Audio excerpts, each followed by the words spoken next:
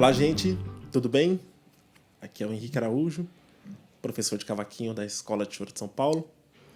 Estou aqui para a gente dar início à nossa segunda aula do nível intermediário, né? Dando continuidade à nossa primeira aula. E só reiterando aqui que essa é uma nova forma que a gente se encontrou para estar passando as nossas informações aqui, nossas dicas, nossas aulas, que é via online. Então, fiquem atentos aí nas informações, em todas as redes sociais da Escola de Choro de São Paulo, tá bom? Bora então continuar falando do Flamengo? Então, gente, para a gente continuar aqui a nossa aula, a gente não pode esquecer das funções que o cavaquinho tem dentro do choro, né? Dentro de uma roda de choro, dentro do estilo choro. Então, o cavaquinho, a primeira função que ele tem é a função de centrista. Ele é essa figura que faz essa ponte entre o ritmo, na parte percussiva, né? O pandeiro, percussão, e o violão 6 e 7 cordas, ou os violões no caso, né? Então o cavaquinho ele tem essa função de fazer essa ponte entre esses dois polos aí do choro. Certo? Essa é a primeira função do cavaquinho centrista. A gente tem diversos centristas aí que se dedicam, né, a esse estilo do centro, que é muito interessante, né? E a outra função do cavaquinho, que é a função de melodista, né? O melodista é a pessoa que faz a melodia, que faz o solo das músicas. Existem também até hoje, né? Diversos cavaquinistas e cavaquinistas que fazem melodia super bem, né? Se a gente citar os antigos cavaquinistas, melodistas, né? O Garoto, por exemplo, muito conhecido como violonista, né? Fez diversas peças, mas também era um cavaquinista nota 10, da pesadíssima, solava muito bem, tinha uma criatividade muito boa. E o mais conhecido de todos, né? Talvez das figuras mais emblemáticas do choro, que foi o Valdir Azevedo, né? Uma figura que foi muito importante porque fez muito sucesso, né? Na época vendeu muitos discos sobre as suas composições e outras composições. O Valdir, por exemplo, fez o Brasileirinho, talvez é o choro mais conhecido, né, que a gente tem aí, né? Delicado, o choro que vendeu milhares de cópias, né? Tocou no mundo inteiro. Então, essas duas funções do cavaquinho a gente não pode esquecer. Nesse curso intermediário, eu vou dar ênfase mais na parte rítmica e harmônica, tá bom? E no curso avançado, eu vou falar um pouco mais sobre a parte melódica, tá bom? Acredito que tudo é uma construção, né? Para a gente tocar melodia, a gente tem que ter uma consciência harmônica e rítmica para a gente ter um resultado satisfatório, tá bom? Então, não esqueça essas duas funções aí do cavaquinho. A função centrista e a função melodista. Como a gente pegou essa música Flamengo, né, essa composição maravilhosa do Bonfim de Oliveira, que a gente escutou na primeira aula, né, essa transformação que ela teve, né, durante a época. Primeiramente ela foi gravada como choro, meio tango brasileiro. O Jacó gravou como choro mesmo. E as gravações pra frente foram gravadas como machixe. Então, hoje em dia, na roda de choro, muitas vezes a gente vai tocar ela como machixe mesmo. Ficou essa gravação, esse estilo bem presente sobre a música flamengo. O flamengo, ele é uma música, uma composição bem tradicional do choro. Por quê? Ela obedece uma forma que o choro tem que é bem conhecida nas composições tradicionais de choro. Qual que é essa forma? A famosa fórmula rondó.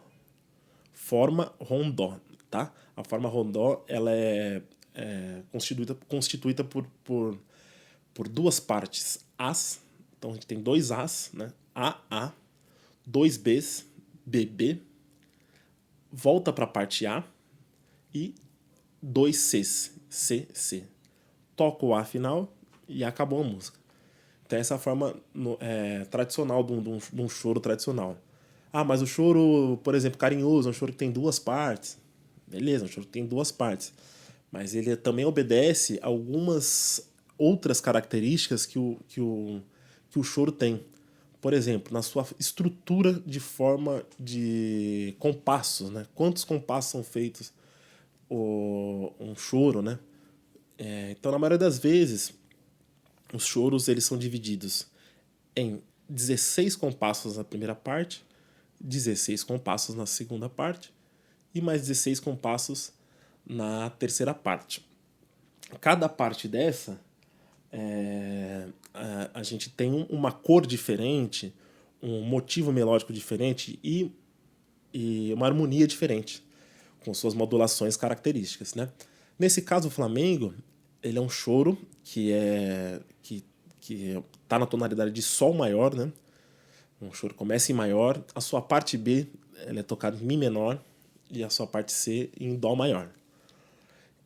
Então, vamos começar a falar sobre a parte da harmonia, essa música, e fazer um exercício que é interessante, que é importante também, né?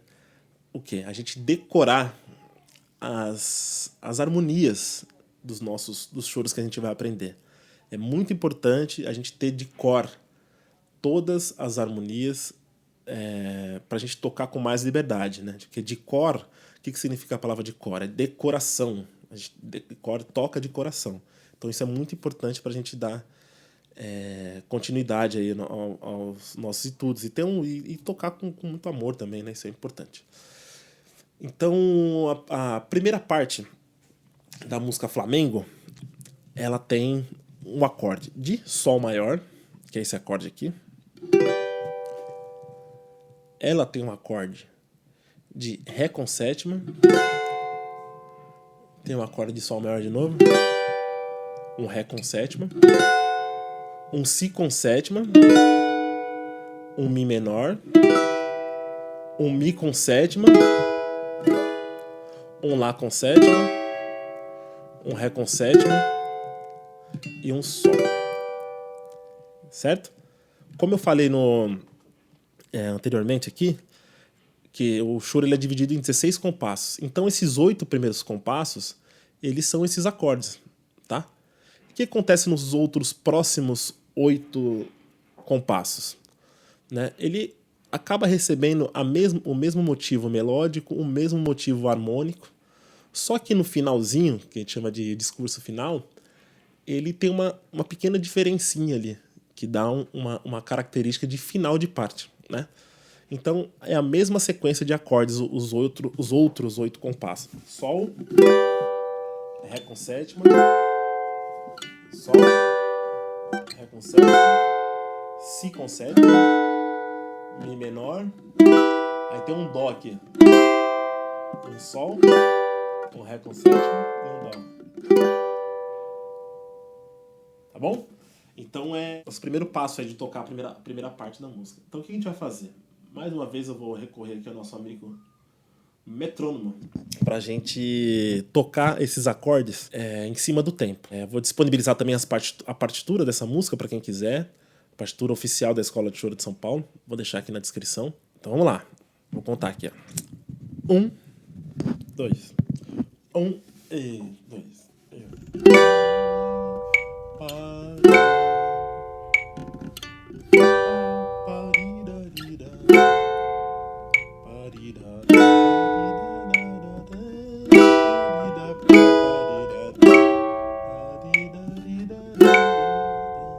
Com 8.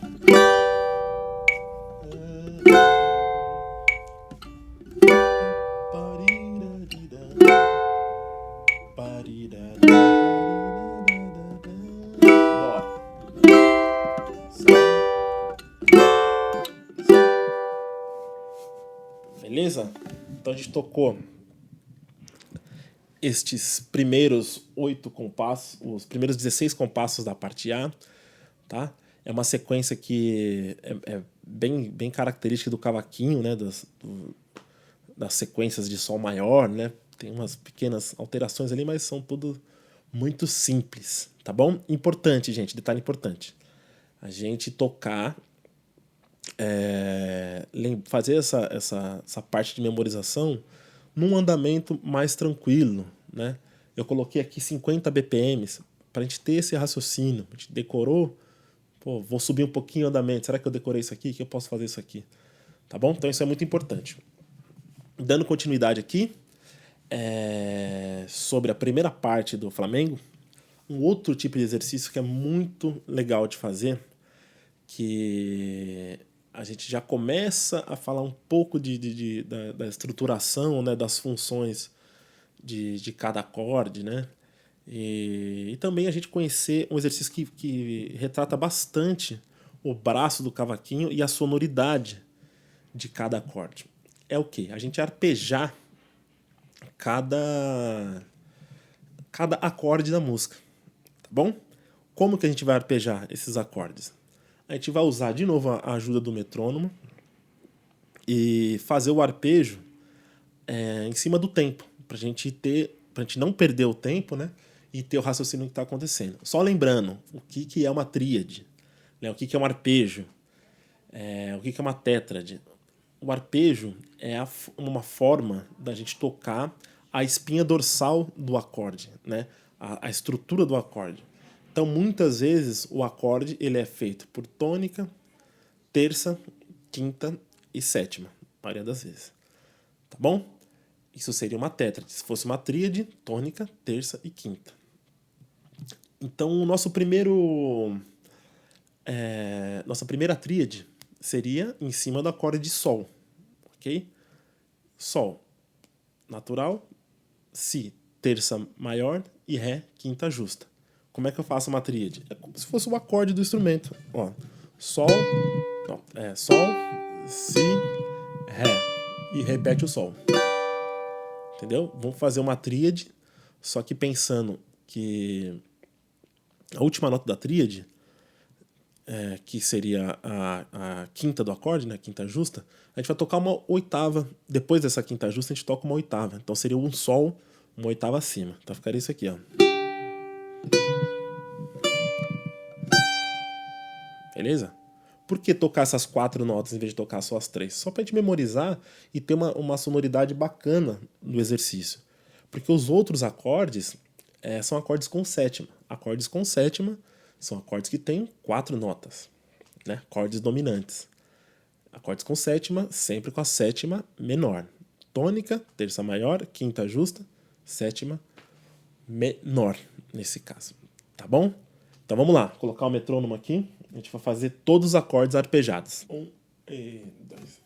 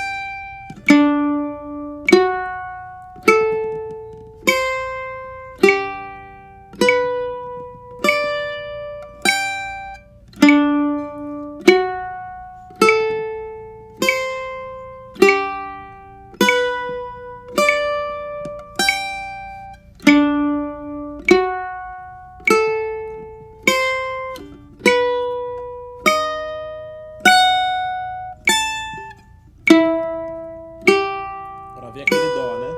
O dó. Sol. Ré.